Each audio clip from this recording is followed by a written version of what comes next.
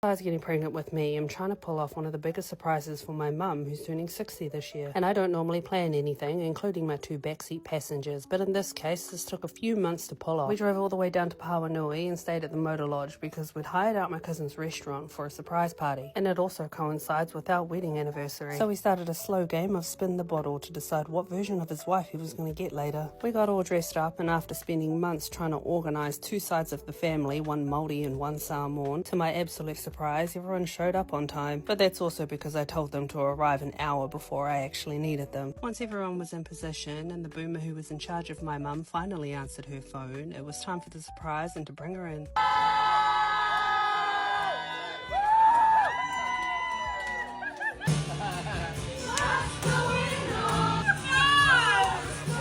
It's about here I got concerned for her heart because she realised who was in the room, and the biggest surprise is that we had a whole bunch of family from Australia fly over. There were hugs all round, and it's really not an ethnic get-together until people start giving speeches like they're addressing Parliament, and someone gives a prayer in our native tongue, and we all just say Amen and pretend like we knew what she said. Then after the formalities were done, it was time to get the party started and watch me slowly regret putting a bar tab on. And I taught my nieces their ABCs, but as soon as they turned 18, they used it against me and ordered whatever they liked. We ended up having the best night, but I didn't say it was a pretty night because even though I can't remember what happened after this tequila shot, at least my camera roll can.